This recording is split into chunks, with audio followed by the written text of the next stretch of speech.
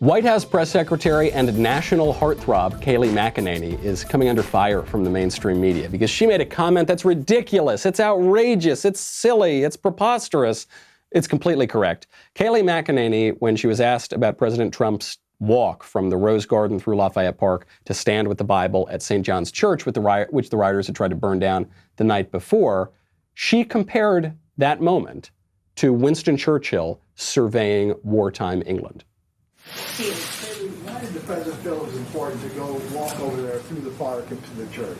It was extremely important. Look, the president wanted to send a very powerful message that we will not be overcome by looting, by rioting, by burning. This is not what defines America. And going and standing by St. John's Church was a very important moment. And I would note that through all of time, we've seen presidents and leaders across the world who have had leadership moments and very powerful symbols that were important for a nation to see at any given time to show a message of resilience and determination. Like Churchill, we saw him inspecting the bombing damage. It sent a powerful message of leadership to the British people. And George W. Bush throwing out the ceremonial first pitch after 9/11, and Jimmy Carter putting on a sweater to encourage energy savings, and George H.W. Bush signing the Americans with Disabilities Act flanked by 2 disabled Americans. And for this president, it was powerful and important to send a message that the rioters, the looters, the anarchists, they will not prevail, that burning churches are not what America's about. And that moment, holding the Bible up, is something that has been widely hailed by Franklin Graham and others,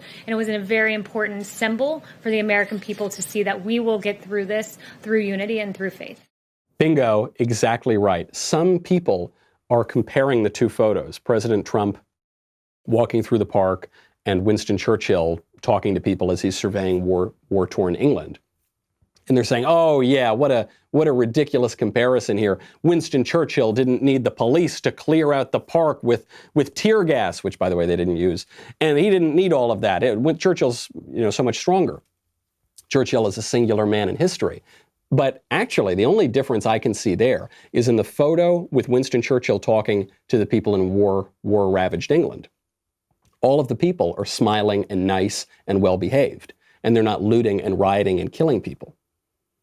They're not insurrectionists. The enemy is outside the country in that case. Whereas with President Trump, they had to clear the park out because there were rioters, anarchists, communists, killers, thieves, looters who have been burning down American cities coast to coast for the last 6 days. The people causing the damage and the destruction, the threat to the public safety, is here in the case of President Trump. Trump could have just gotten into a motorcade and headed over to the church. He didn't need to walk. The fact that he walked through that front door, then walked through Lafayette Park. When have you seen that? When have you seen a U.S. president walking through Lafayette Park? And then he got to the church, and he didn't give a speech. He stood outside the church and held up the Bible. That image is beautiful. And obviously President Trump, who's incredibly media savvy, knew the value of that image.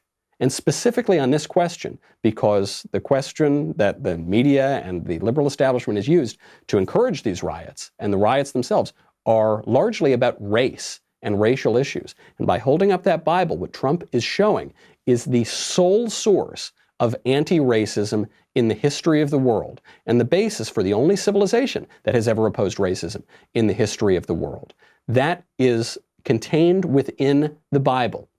That comes from our Christian culture, which we're now running on the fumes on in this secular society. Hugely important moment. The fact that Trump led the march across Lafayette Park. He didn't have bodyguards and Secret Service all around him. He led it to show that there's no fear, and to show, by holding up that very book, the only way that we will possibly move forward and come together as a country.